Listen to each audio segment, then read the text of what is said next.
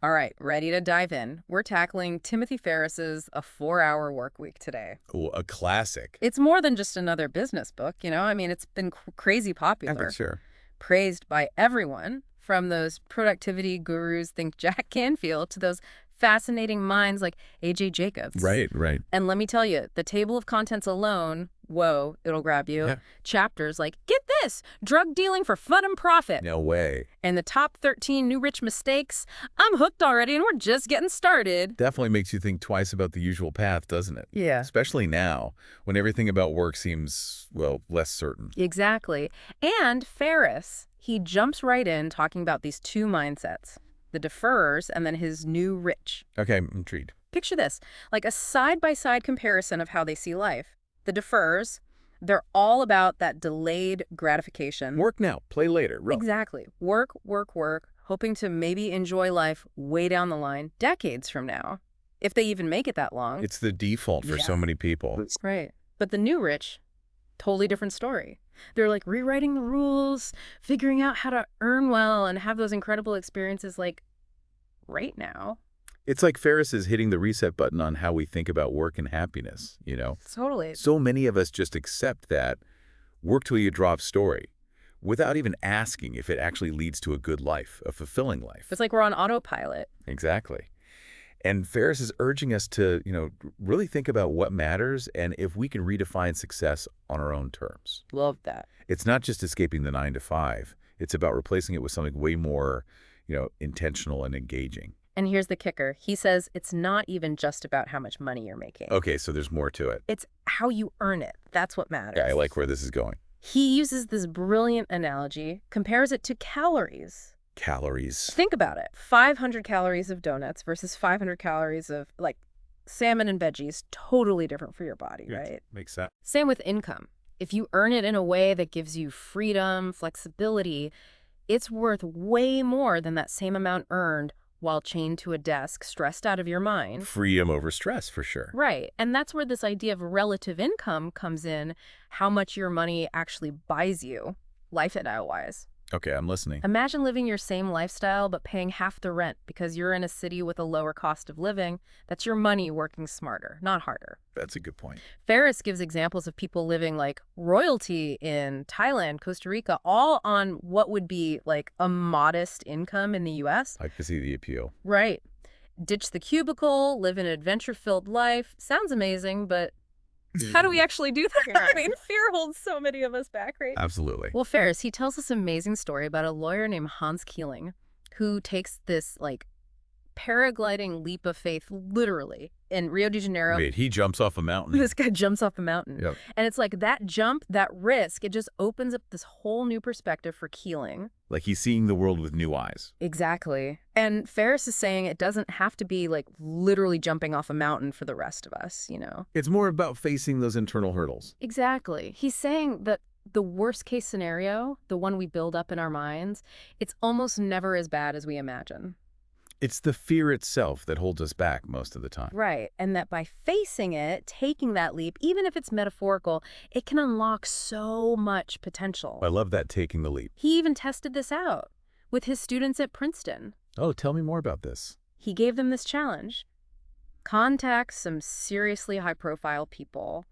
The kind most people wouldn't even dream of reaching. Like big names. Oh, yeah, the biggest CEOs, even former presidents. Wow, that's ambitious. Right. And here's the thing. The first class, they just assumed it was impossible. So they didn't even try. Nope, they were too intimidated. That's a shame. Right. But the second class, they went for it, embraced the challenge, dove headfirst into the unrealistic. They got responses from people like Eric Schmidt, Google's CEO, even former President George Bush. No way. Yep. So the takeaway is don't limit yourself. Don't let those realistic goals keep you stuck. Because realistic can be limiting. Totally. Ferriss actually says those unrealistic goals, they're often easier to achieve. How so? Less competition. Think about it. The fishing's always better where fewer people go, right? Makes sense. Same with goals. It's a good reminder that we're capable of way more than we think, right? Absolutely. We put ourselves in a box. We do. And sometimes it's those impossible dreams that really get us fired up, It's true. The bigger the dream, the more it fuels us. Right. And speaking of fueling our dreams, another big idea from Ferriss that really clicked with me was this: the 80-20 principle, also known as Pareto's Law. Okay, I've heard of that, but remind me. Basically, it's about recognizing that 80% of our results come from just 20% of our efforts. And vice versa, right? 80% of problems often come from 20% of sources. Exactly. Think about your own work. Are there tasks that eat up your time but don't really move the needle? That's the 80-20 in action. So how do we use that knowledge? It's about being ruthless, eliminating those time wasters that drain our energy without getting us closer to what we want. Sounds like it takes some serious self-awareness. It does. Ferriss actually applied this to his own business. Really? Yep. He realized 80% of his stress, his problems, were coming from just 20% of his clients. Oof, I can relate to that. Right. So he did something kind of radical. What did he do? He fired those clients, the ones causing all the headaches but not bringing in much profit. Wow, that's bold. It is. But it allowed him to focus on the 20% that really mattered, the ones who were both profitable and enjoyable to work with. And that's the key, isn't it? Finding that sweet spot. Exactly. And that's the beauty of the 80-20 principle. It pushes us to constantly evaluate where we're focusing our energy, you know? So we're working smarter, not just harder. Exactly. And that leads us to another key concept: selective ignorance. Okay, ignorance. I'm not sure I like the sound of that. I know, it sounds counterintuitive, right? But think of it this way. In a world overflowing with information, it's easy to get overwhelmed, distracted. Oh, tell me about it. My newsfeed alone is enough to make my head spin. Right. Ferriss calls it a low information diet. Low information diet. Like cutting out junk food for your mind. I like that. We wouldn't fuel our bodies with junk, so why do it to our minds?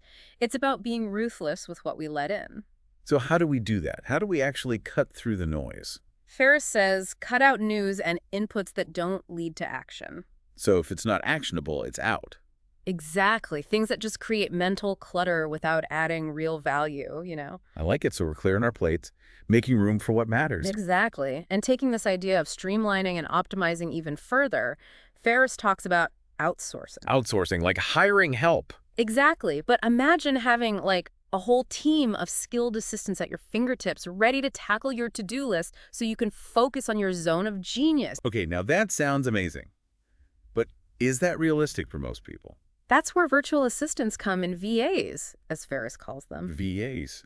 I've heard of them, but I've always been a little hesitant, to be honest. I get it.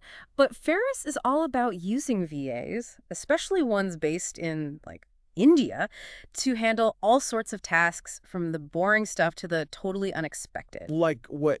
Give me an example. We're talking scheduling appointments, doing research. He even talks about outsourcing his worries. You're kidding. How do you outsource worry? I know, it sounds crazy, but it really highlights this point he makes about challenging our assumptions. Assumptions about... About what we have to do ourselves, you know? Like, we don't always have to be the ones carrying all the weight. There's a certain freedom in that, isn't there? Letting go of the need to control everything ourselves. Exactly. And by exploring unconventional solutions, like outsourcing even our mental to-do list, we free up so much mental space. Space for creativity, for relaxation, for actually enjoying life. It's like, hey, if you can share the load, why not? Right. And the best part is, Ferriss actually shares his own stories about using VAs. Hilarious stuff. Oh, I bet. He seems like he's tried it all. He has. Like in one case, he had them research, get this, the sexiest woman alive for an article he was writing for Esquire. No way. Yep.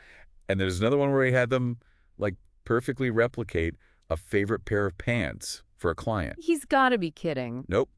True story. Hey. But it shows you even something as, like, personal as your favorite pair of pants, you can outsource it if you really want to. It's mind-blowing. But I guess the bigger takeaway is, if you can get creative, there are solutions out there to free yourself from the tasks you just don't love. Exactly. Think outside the box, right? Totally. And Ferriss, to be fair, he doesn't just throw this out there and say, good luck with outsourcing. He actually gives practical advice. Oh, good, because I was going to ask about that. He talks about using services like Brickwork and YMII. These are platforms for finding VAs. Okay, good to know. And then just being really clear with your instructions, obviously. Makes sense. Communication is key. Totally. And then this one's important: never using debit cards for any online transactions. Oh, good point. For security. Exactly. It's all about approaching it strategically, not just jumping in blindly. Right. So it actually makes your life easier, not more complicated. Exactly. Oh, and speaking of outsourcing, his story about outsourcing his worries to his VA honey is priceless. Wait, what? He outsourced his worries to honey. I'm dying to know how that works. Well, apparently he was super stressed about this business deal and I guess just blurted out to Honey, like, can you handle worrying about this for me? And she just took it on. Apparently. It's a funny story, but it really makes you think, right? It does. Like, what are we holding on to that we could let go of? Exactly. Maybe we don't always have to be the ones carrying all that mental weight. It's freeing, just thinking about it. Right. Okay, so from outsourcing tasks, even worries, let's shift gears to another big idea in the book. Yeah. Building an income autopilot. Okay, income autopilot. That sounds intriguing. Right. Picture this. A business that basically runs itself, generates income while you're out there living your best life. Ferriss, he introduces us to this guy, Douglas Price, who actually did this. Oh, wow. So it's possible. Right. Price, he built this online business selling sound effects. Sound effects, that's niche. Totally. But he streamlined everything, automation, drop shipping, so he never even touches the inventory. Smart marketing. He created this business that practically runs on autopilot. That's the dream. Right. It just shows you, with some tech savvy and the right strategy, you can create income without being chained to it 24/7. So it's not just about escaping work. It's about designing work that fits into your life. Exactly. And that leads us to, I think, one of the most intriguing parts of the book, Ferriss's take on becoming an expert. Okay. Always been curious about that, the whole expert thing. It always seemed like, years and years of work. Right. Like you have to put in decades to be taken seriously. Exactly. But Ferriss, I'm guessing he has a different take. He challenges that whole idea. He says that perceived expertise can be just as valuable in the real world. So it's not always about how much you actually know, but how much you're perceived to know. Exactly. And here's the best part.